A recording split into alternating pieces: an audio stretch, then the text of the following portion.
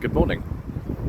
Today is the 27th of April, it is Drive It Day, and here we are at the Great British Car Journey at Ambergate in Derbyshire for the Longships and Octagons event. We've got all kinds of stuff here, lots and lots of British cars. I'm not sure if we'll be able to look inside a museum today because I've been in there many times before, but we'll certainly be looking at the area where there's lots and lots of nice tasty treats on display. I do apologise in advance if there's wind noise, if I fall over, if I get interrupted by people, which has happened a lot in the last 24 hours. And of course we don't talk about diesels, viewers, so we should not be showing them on the channel as usual.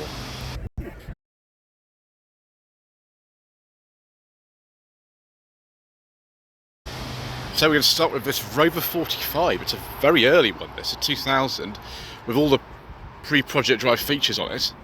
Someone's left the fuel hub open for some reason. This colour was only available, I think, in the year of the launch, which was January 2000. Actually, these were launched. Looks very nice. Probably I don't know, IXL, something like that, which was sort of towards the top of the range. Maybe a 1.6 or 1.8. I'm not sure, but very nice.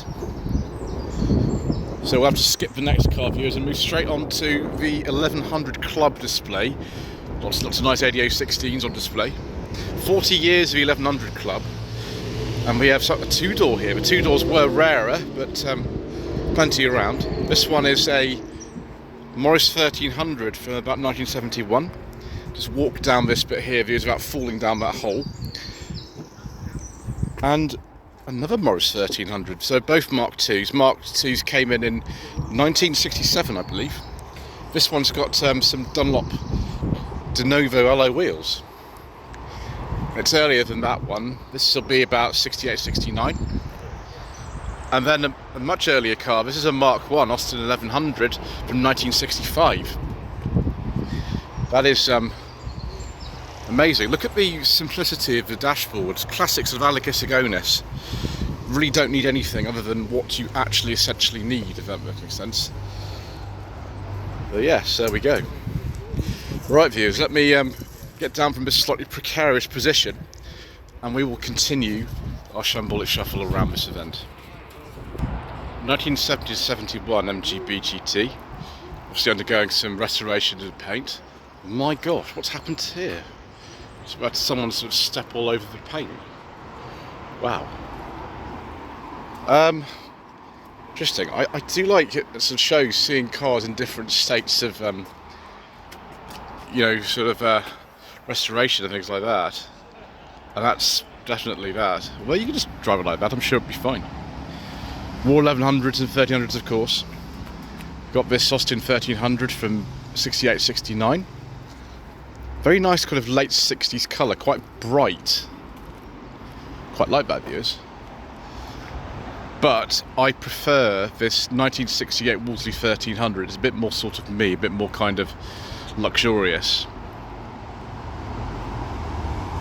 It's come all the way apparently from Essex, this one. It's quite a long journey up to Derbyshire, but it looks like it's very much capable of it. Well, now we have something very nice indeed. This is an Austin 1300 GT. This will be a Mark III model. This, I think, won the concourse event at the BL Autumn Rally a few years ago, this particular car. I've driven one of these. The museum actually has a few of these. I've driven one of them. It's a red one. This is, yes, a Mark III, 72-73 registration. That's absolutely beautiful. And surrounded by spares that I might trip over, so I better be careful, viewers. Morris 1300 Traveller, this would be. As in Minor Traveller. This is actually later than the Minor Traveller. The Minor Traveller was discontinued in about 1971. This is an L, so 72-73. This will be the last of Travellers that they made. They also made a Morris Mini Traveller, I think, as well. Oh my gosh, viewers, a Vanden Plas Princess. Yes, please. That is beautiful. I prefer the Riley version, but the Vanden Plas is also very nice. Yes, again a 72-73. Then there's the MG version. This is a two-door. Yeah, judging by what I know and just what's here, the two doors are definitely rarer. We've got these Dunlop alloy wheels on this one. Red interior and some sporty gauges, things like that. I don't actually think with the original 1100s, they had a rev counter on the MG version, but later on, obviously, they got one like this one. Nice two-tone. That's in really, really nice condition, that. Considering how these cars tend to rust, that is just absolutely amazing. Another Morris 1300 Traveller in lime flower is the name of this colour. We've got lime flower seats as well. Oh yes, we've got lime flower over lime flower. Very, very early 70s, particularly with a sort of fake wood on the side of it. 71, 72 on a K. 1967, I think this is an MG 1100. As you can see, we've got this basic speedo in here, just like the Austin version in this one. So obviously the later MG 1300's got a bit more equipment. Another lime flower 8016 with the Dunlop alloy wheels. Actually, we got a slightly better dashboard in this one. This is only an 1100, it's a Mark III, 3273, but we haven't got the strip speedo in this one. We've actually got some proper dials. There you go. There's the difference there. Kind of the early ones. Don't know whether I prefer the early or late ones actually. I mean, another MG here. This is a 1300, 6869 on a G. Again, full complement of gauges actually in this one, which you can't really see, so I'm going to have to go around the other side. That engine bay looks superb actually. There we go, that's better. Windows open as well, brilliant. There we go, you can see what dash is like in there. Bit more modern now, we have a very, very nice MG ZS. Next to Sandra, who's having a rest there.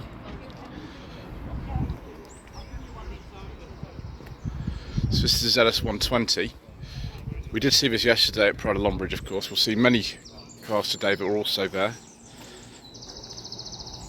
X-Power Grey, pre-facelift one. And we have this MG ZT. Now, I'm going to be really careful here, dears, because I've been aware we don't want to get caught out, but we're fine. I think this is a... Yeah, it's a 160, this one, 2003 to 4. Captain Sensible, very nice. Yes, we saw this yesterday, didn't we? It's a lovely 75 V8 Tourer. It's a 2004. POA is the price because it's for sale. Call Max on 07960524248. Nocturne Monogram. It is very nice, viewers. I mean, I prefer a beige leather interior personally, but you know, we can't be too fussy about such things, can we? Yeah, unfortunately my hand is still firmly in my wallet because we've got too many cars already, so I can't justify that one as well. Very nice Jaguar XK. And of course it has a beige leather interior, unfortunately no wood. This one is from 2006, a very early second generation XK. I do like these views, but I prefer this one. Yes, please. Oh, it's dark green. It's got a beige leather interior and it's got wood. Very, very nice, viewers. This is as good as it gets. Let's have a look at said beige leather interior with wood. That's better, isn't it? And a J-gate. Yes. Yes, please. You can buy one of these for about £8,000 to £10,000 if you really want to, so there we go. Oh, another Cyberster. This would be probably a 2024 Cyberster. Can't remember if this is the more powerful one or not. We won't touch anything actually on here because we don't want to set anything up for any alarms or anything like that. But here we go, look at this. Isn't that exciting in there?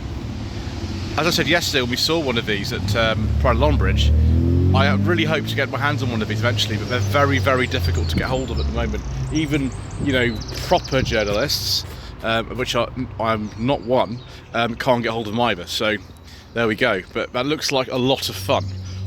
I would like to have a go at one of those very much. Something else that is made under MG Motor UK is, of course, the MG6. We saw this one yesterday. I think this is a TSE. It's an early one. It's about 2012, 13, something like that. Yeah, full leather interior and the reversing camera, so I think this is a TSE.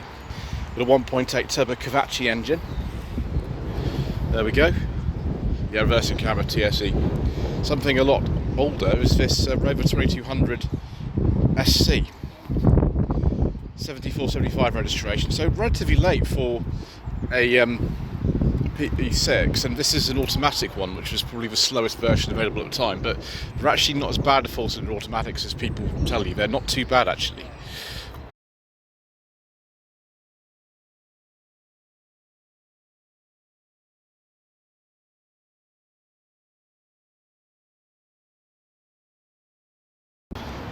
Right, viewers, I've edited out indiscretion, so we'll keep going. 92-93 Mini Cooper. This will be just when they started putting catalytic converters on them. So about 63 horsepower. Very nice original specification looking car with that big sort of folding roof, and also some nice alloy wheels. And another Jaguar XK. Very nice view. This is very similar to the one that I filmed over in Manchester at the end of last year. It looks exactly like this apart from the wheels. Yes, very good views. Mind you, I prefer the first generation ones like this one. This is a very late one, to 2005. It was about the last year they actually made these, I think. And this one is the XKR, it's supercharged. And we got some more here. It must be like a Jaguar enthusiast group that's come down today, actually. Another XK from 2010. This time this one's got the rotary gear selector rather than the J-gate. And then another one. Do we have a beige leather interior with wood, viewers? It's actually sort of cream, but I mean, I'll take that. Excellent. It's not fall over this pipe, viewers. 2007. And then an XJ. Now I'll have to check that one carefully because I suspect we might not be able to discuss it. Let's have a look. No idea. Hopefully that's a nice big petrol engine in there. And then we have this ZT we saw yesterday from France. Is that in French? No, it's something to do with it. Right. So you remember this is a 190, yeah, it's a French registered 190. That's a rare thing, isn't it? Gee, Rover cars weren't particularly popular in France, but you could get them, as evidenced by this one. Ooh, but a Vanden Plas 1500. Oh yes, I drove an almost identical one to this in 2024. It was a little bit earlier than this and it had a vinyl roof on it, but this is very similar. The interior, of course, is in beige leather with wood. Hand finished, of course, by the craftspeople over at Kingsbury, London, until 79. So this being a 77, 78 model would have been finished off at Kingsbury. That's very nice. Then we have this, I think this is a monogram ZR, I'm pretty sure. You like the car I come in today, there's lots and lots and lots of dead flies around, all over the place. Yeah. So a leak-proof facelift one, 2004. Very nice Rover 3500 views, with the Continental kit, of course, there. Zircon blue. 1970 to 71 on the J, facelift model. And then the famous Marina Estate from 1973, because Alex and Max's Classics is actually here. Alex's Classics is the name of her business. Alex's Assets is the name of the channel. Just so we got that clear. So yes, absolutely amazing. I drove this last November. To make sure when you drive at Marina Estate you shut the tailgate properly, that's all I'd say. But I quite enjoyed it, viewers, and I enjoy things like this, particularly these leopard print seat covers. I mean, this is a surprise, viewers. 1999 Subaru Impreza first generation RB5 edition. RB, of course, standing for Richard Burns, who was very big in the world of rallying at the time. Yeah, I don't mind seeing this here at all. I think that's great. They're worth a lot of money, these cars now. the standard version in this country with the turbocharged one was called the Turbo 2000. It wasn't actually called the WRX or STR or anything. As you can see, it does actually say Turbo 2000 on the back, which is the correct designation for it. So that's definitely a UK car. And that'd be worth quite a lot of money now, I think. We've got this minor van because, of course, we need one of these, don't we? We haven't seen any today yet. And it's an Austin badge 1, so that'll be 68, 69. Where are all the Morris badge ones? I don't know where they've all gone to. So we'll go down here and take a look at some of the stuff they've got hidden in their little collection here. First, a look at this MGC from 1968-69 on, sorry, 67-68 on an F, which looks very nice in oldish white, whatever it is. So this is some of the cars you can actually drive here at the drivedadscar.com experience. We've got this 1982 Ford Cortina. We've got this Austin Cambridge A60 here. This 1972 Hillman Imp. I have driven this actually. I drove this in 2023. And yes, it is the same car that Stefan Driver Classic drove many, many years ago. This 1999 Reliant Robin with the Vauxhall Corsa headlamps. So quite a late one, this. Ford Escort Cadbury, I think it's a 1996, that one. And then this crazy Dutton thing, Dutton surf car. I don't know how they choose what they have here, but I'm very glad they chose something like that. That looks fun. And then I think this is an Austin A70 Hereford, something like that. And the 79 Chrysler Avenger that I drove again in 2023. I really enjoyed this. It's a fantastic car, this Chrysler Avenger. Also fantastic is this 1981 Vauxhall Astra Mark 1. Unbelievable car, because most of these have just rusted away and are non-existent. Very original. Really, really nice drive. Both the Avenger and the Astra, real surprises. Absolutely beautiful to drive. Much better than a lot of other contemporary cars at the time. Mini Cooper here, then an Austin A40. I've got quite a few of these, I think, here. The usual one they tend to lend to people to drive is a red one. Then a 1964 Minor 1000 Tourer. Why it's still got the wipers in the middle, I don't know. Maybe it's a late registration, this car, I'm not sure. Then we've got the Metro City. This is, I think, an 89, this one, so it's quite late for the A-Series Metro. Really nice condition. Lots of these cars are in fantastic condition. That looks very sort of unrestored to me as well. And then another Mini. This is an Italian job one. I think 92 these were produced.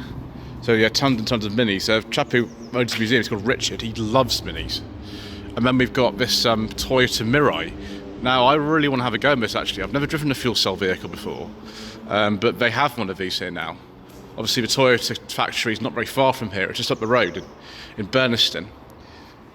And that's a 2019 Mirai, obviously we're on second generation now.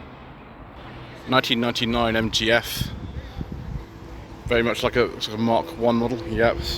Centre console is a dead giveaway for the Mark 1s actually, along with some other features. Then a TF from 2004. With a beige leather interior and wood. That would be a rare thing. Gosh, that must have been all optional. Excellent viewers. We like seeing a beige leather interior with wood, especially when we expect to see it. 1958 Rover 90 P4. The one I've driven actually belonged to Alex Malik's assets, who's been bought an Marina estate. Hers is a 61 Rover 100, and they are, how do I put this? Interesting to drive. We've got some more Fs and TFs, of course. More beige leather interiors. No wood this time, unfortunately, but this is a Tahiti Blue 97-98 car. But we've got another Mark 1, again with a beige leather interior. No wood though, sadly. Around the same sort of era though, personal plate, but I imagine it's about the same as that Tahiti Blue one. This would be a monogram colour, this TF. Very late one, 2004 to 5, like the one I bought today. Next one's Trophy Blue, 2004. This suspected is a 115 model because the door handles aren't painted, although the mirror caps have been painted, confusingly. Early TF, this one, 2002, with sort of beige interior bits, but fortunately no wood today. Never mind. Then we've got another TF, 2002 to 3. Maybe a 135 perhaps. My gosh, this has made it here as well, this Revo 75 limousine. I'm sure this was here yesterday. The flies all over the front end suggest to me that it has come all the way from Longbridge. V6 model, I think this is. Obviously it's got 6 doors. You've got to watch yourself going around corners in that. But something much older, another Revo 3500. 172 registration, okay. See, it's a manual. Ooh,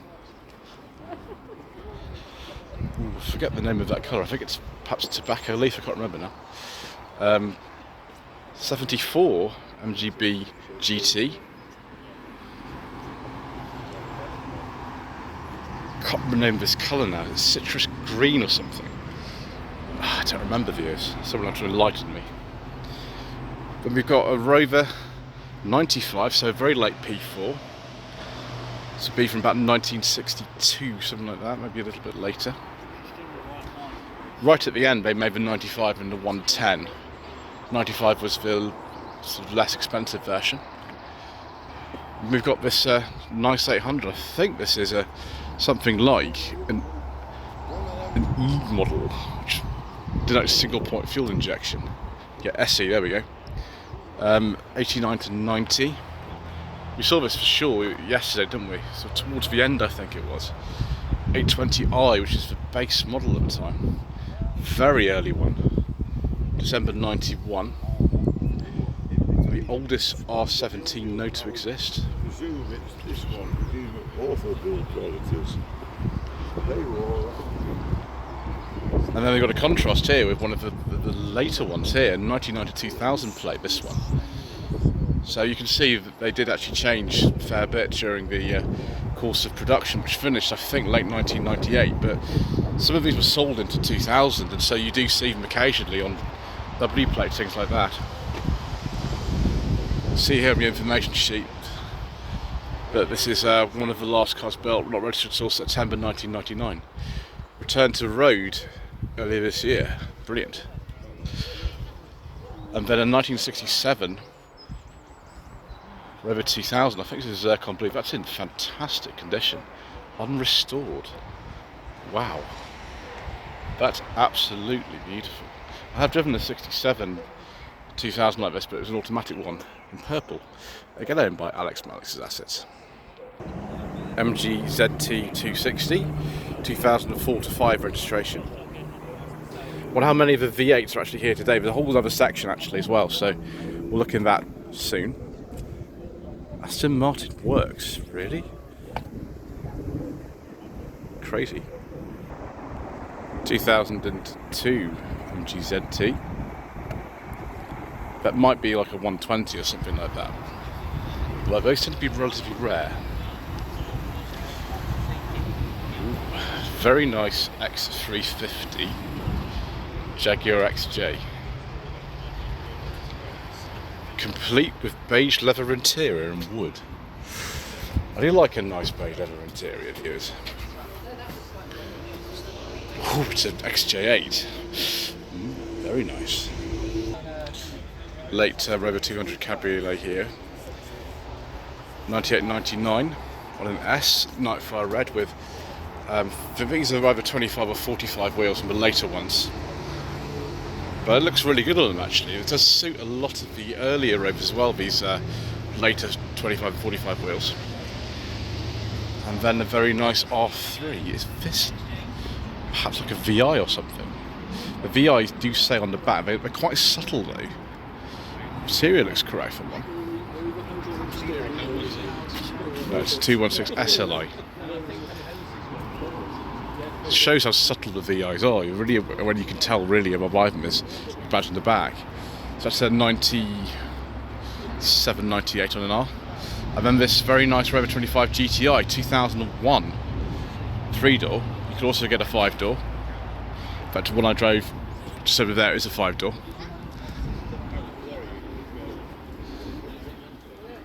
Yeah, very nice. They're very nice to drive, these. Then we've got, again, these late sort of 25, 45 wheels on an earlier car, on an R3. And here is the 25 GTI that I drove back in 2023. It belongs to Rob, who's one of the organisers of the event, and it's in really nice condition. It's a shame that stuff like this is actually also emission compliant, really, so yeah, you can't use that in some places. It's early R3 actually, this one. They came out in 95, this is a 96, 97 registration. 214SI. Did they get electric windows by this stage in front? No, they haven't got electric windows. The early SIs weren't that well equipped, as evidenced by that. Anyway, I think that's it for this first part of today. Thank you ever so much indeed once again for watching. Please don't forget to subscribe to the channel, like this video, leave a comment below, and we shall see you in part 2 for some more incorrect information.